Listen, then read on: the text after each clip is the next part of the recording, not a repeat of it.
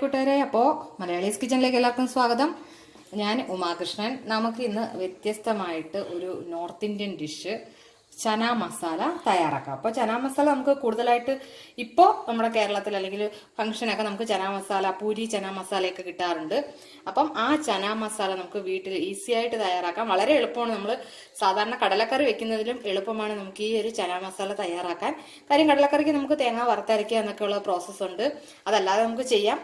എന്നാൽ പോലും നമുക്ക് പ്യുവർ നല്ലൊരു നാടൻ കടലക്കറി എന്ന് പറയുന്നത് തേങ്ങ വറുത്തരച്ച കറിയാണ്. അപ്പോൾ നമുക്ക് ഈ ചന മസാല തയ്യാറാക്കാം. ചന മസാലയ്ക്ക് ഞാനിവിടെ എടുത്തു വെച്ചിട്ടുള്ളത് 1/2 കിലോ കടലയാണ്. 1/2 കിലോ വെള്ളക്കടലയാണ്. ഈ വെള്ളക്കടലയ്ക്കാണ് നമ്മൾ ചന എന്ന് പറയുന്നത്. ഈ ഒരു കടലയുടെ പേരാണ്. അപ്പോൾ അത് അവരുടെ ഒരു കടലക്കറി എന്നുള്ള രീതിയിൽ അവർ ചന മസാല എന്ന് പറയുന്നു. ഞാൻ ഇത് കൂടാതെ എടുത്തിട്ടുള്ളത് 2 വലിയ സവോള എടുത്തിട്ടുണ്ട്, 4 പച്ചമുളക്, പിന്നെ ഇതിൻ്റെ മസാലയ്ക്ക് വേണ്ടുന്ന നമ്മളുടെ ഞാൻ ഈ ഒരു ബീഫ് ലീവ്സ് എടുത്തിട്ടുണ്ട്. പിന്നെ അതുപോലെ ഏലക്ക, സ്റ്റാർ, അതുപോലെ എല്ലാം നമ്മുടെ സുഗന്ധവ്യഞ്ജനങ്ങൾ നോർമലി നമ്മൾ ബിരിയാണിക്കൊക്കെ ഇടുന്നത് പോലെയുള്ള എല്ലാ ഐറ്റംസും എടുത്തിട്ടുണ്ട്. ഇനി നമുക്ക് ഇതിലേക്ക് കൂടാതെ വേണ്ടത് ഇഞ്ചി വെളുത്തുള്ളി പേസ്റ്റ്, അതുപോലെ തക്കാളി അരച്ചത്. ഇത്രയും വേണം. ഞാൻ ഒരു 4 തക്കാളി എടുത്ത് അരച്ച് വെച്ചിട്ടുണ്ട്. ഇനിയിപ്പോൾ നമുക്ക് ആദ്യത്തെ പ്രോസസ്സ് പോവാം. ആദ്യം നമുക്ക് ഈ ഒരു കടല വേവിക്കാൻ വെക്കാം. നമുക്കിപ്പോൾ കടല കുറേശ്ശെ വേവിക്കാനായിട്ട് ഇടാം.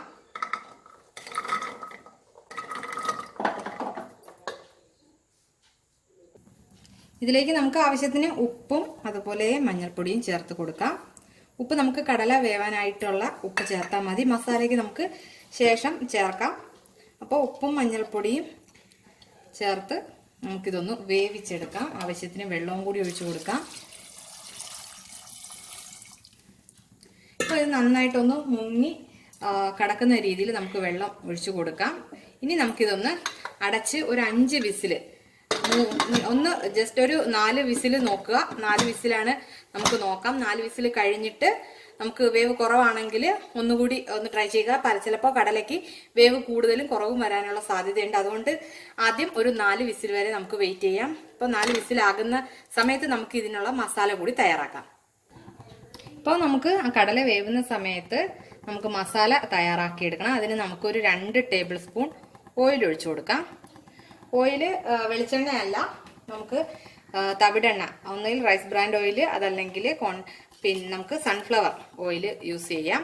ഇനി നമുക്കിതിലേക്ക് വഴനയില, അതുപോലെ നമുക്ക് ഈ കറിക്കൂട്ടിൽ കിട്ടുന്ന ഇത്രയും ഐറ്റംസ് ചേർത്ത് കൊടുക്കാം. ഗ്രാമ്പൂ, പട്ട, ഏലക്ക, അങ്ങനെയുള്ള ഇത്രയും ഇൻഗ്രീഡിയൻസ് നമുക്കൊന്ന് ചേർത്ത് കൊടുത്തിട്ട് നമുക്കിതിലേക്ക് ഇഞ്ചി വെളുത്തുള്ളി ചതച്ചത് കൂടി ചേർക്കണം. നമുക്കിതിലേക്ക് ഇഞ്ചി വെളുത്തുള്ളി ചതച്ച പേസ്റ്റ് കൂടി ചേർത്ത് കൊടുക്കാം. ഞാൻ ഏകദേശം എടുത്തിട്ടുള്ള 1/2 കിലോ ചന അല്ലെങ്കിൽ കടലയ്ക്ക് വേണ്ടിയിട്ടാണ്, വെള്ള കടലയ്ക്ക് വേണ്ടിയിട്ടാണ് ഞാൻ ഇൻഗ്രീഡിയൻസ് ഒക്കെ എടുത്തിട്ടുള്ളത്. അപ്പോൾ ഇതൊരു കുറച്ച് വലിയ ഒരു കുടുംബമാണ്, അതുകൊണ്ട് നമുക്ക് അത്രയും എടുക്കണം. അതുകൊണ്ടാണ് ഞാൻ ആ ഒരു ക്വാണ്ടിറ്റിയിൽ എടുത്തിട്ടുള്ളത്. ഇതിപ്പം നന്നായിട്ട് മൂക്കട്ടെ. മൂക്കുമ്പോഴത്തേക്കിനും നമുക്ക് പച്ചമുളകും സവോളയും കൂടി ചേർത്ത് കൊടുക്കാം. ഇതിലേക്ക് നമുക്കിനി പച്ചമുളക്, സവോള ഇത്രയും കൂടി ചേർത്ത് കൊടുക്കാം. പെരിഞ്ജീരകം ഉണ്ടെങ്കിൽ തീർച്ചയായിട്ടും നിങ്ങൾക്ക് ഈ സമയത്ത് നമ്മൾ ആദ്യം കറുവപ്പട്ടയൊക്കെ ഇട്ട സമയത്ത് പെരിഞ്ജീരകം കൂടി ചേർത്ത് കൊടുക്കുക. ഞാൻ പെരിഞ്ജീരകത്തിൻ്റെ പൊടിയാണ് യൂസ് ചെയ്യുന്നത്, അതുകൊണ്ട് എൻ്റെ കയ്യിൽ ഞാൻ പെരിഞ്ജീരകം ഇട്ടിട്ടില്ല.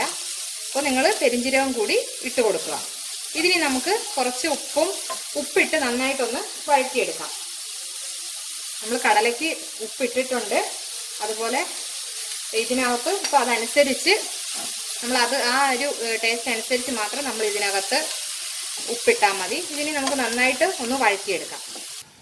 നമുക്കിത് നന്നായിട്ട് വഴറ്റി കിട്ടുന്നതിന് വേണ്ടിയിട്ട് കുറച്ച് നേരം അടച്ച് വെച്ച് വേവിക്കാം. അതുപോലെ സിമ്മിലിട്ട് നമുക്ക് വേവിച്ച് ഇടയ്ക്കൊന്ന് ഇളക്കി കൊടുക്കണം. ഒരു 5 മിനിറ്റ് നന്നായിട്ട് നമ്മൾ അങ്ങനെ ചെയ്യുമ്പോഴത്തേക്കിനും ഉള്ളി ഒന്ന് വഴണ്ടി വരും.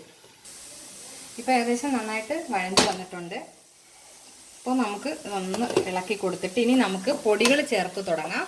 കാര്യം പൊടികളും കൂടി ഒന്ന് മൂത്ത് നന്നായിട്ട് വരണം. ഞാൻ 4 തക്കാളി, ചെറിയ സൈസാണ്, 4 തക്കാളി അരച്ച് വെച്ചിട്ടുണ്ട്. ഇനി നമുക്ക് ഇതിലേക്ക് പൊടി ചേർത്ത് കൊടുക്കാം. നമ്മൾ കടല വേവിച്ചപ്പോൾ മഞ്ഞൾപ്പൊടി ഇട്ടിട്ടുണ്ടായിരുന്നു. അപ്പോൾ ഒരു 1/4 ടീസ്പൂൺ മഞ്ഞൾപ്പൊടി, ഒരു 1/4 ടീസ്പൂൺ മുളക് പൊടി, 1/4 ടീസ്പൂൺ മല്ലിപ്പൊടി, അതുപോലെ ഒരു 1/2 ടീസ്പൂൺ ഗരം മസാല. പിന്നെ നമുക്ക് ചന മസാല, അത് നമുക്ക് സൂപ്പർ മാർക്കറ്റിൽ അവൈലബിൾ ആണ്. അപ്പോൾ ഒരു 1/4 ടീസ്പൂൺ ചന മസാല കൂടി ചേർത്ത് കൊടുക്കാം. ഇനി നമുക്ക് നന്നായിട്ടൊന്ന് മിക്സ് ചെയ്യാം. ഇനി ഈ ഒരു പൊടിയെല്ലാം കൂടി നന്നായിട്ടൊന്ന് മൂക്കുന്നത് വരെ നമുക്ക് നന്നായിട്ട് ഓപ്പൺ ചെയ്ത് വെച്ച് തന്നെ നന്നായിട്ടൊന്ന് ഇളക്കി കൊടുക്കാം.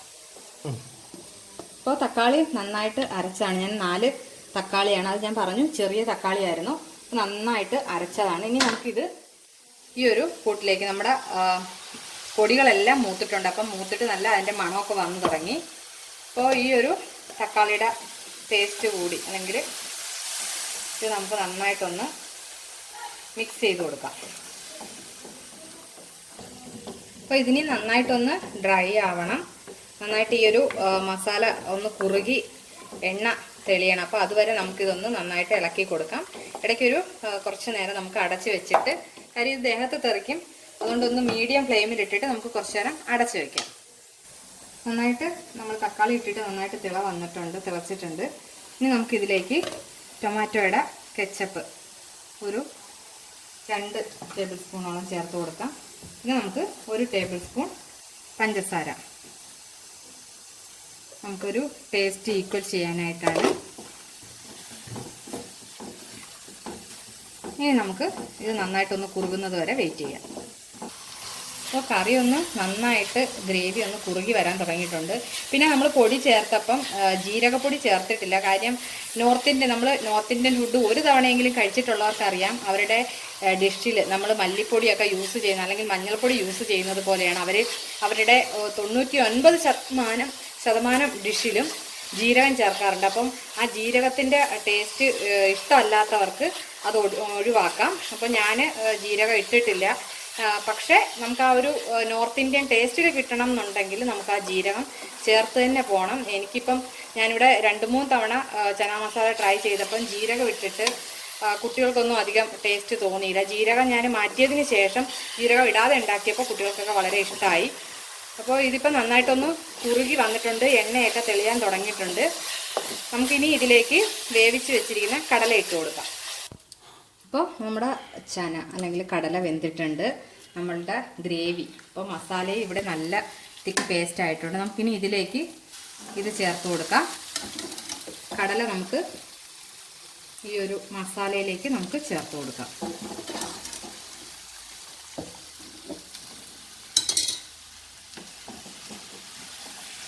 നന്നായിട്ട് നമുക്ക് മിക്സ് ചെയ്ത് ഈ കടലയുടെ വെള്ളം തന്നെ നമുക്ക് ആവശ്യത്തിന് ഇതിലേക്ക് ഒഴിച്ചു കൊടുക്കാം.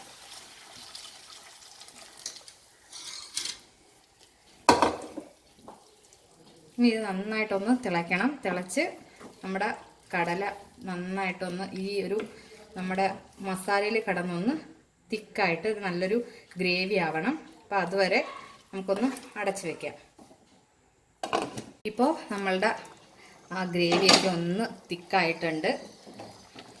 തിക്കായി ആ എണ്ണയൊക്കെ നന്നായിട്ട് തെളിഞ്ഞ് വരാൻ തുടങ്ങിയിട്ടുണ്ട്. ഇനി നമുക്ക് നമുക്കിതിന് ചേർക്കേണ്ടത് കസ്തൂരി മേത്തി എന്ന് പറയും. കസ്തൂരി മേത്തി ഇല നമുക്ക് കൈകൊണ്ടൊന്ന് നന്നായിട്ടൊന്ന് ഞെരടിയിട്ട് ഇതുപോലെ ഒന്ന് ഇട്ട് കൊടുക്കാം. അതുപോലെ മല്ലിയില ഉണ്ടെങ്കിൽ നിങ്ങൾക്ക് മല്ലിയില കൂടി ചേർത്ത് കൊടുക്കാം.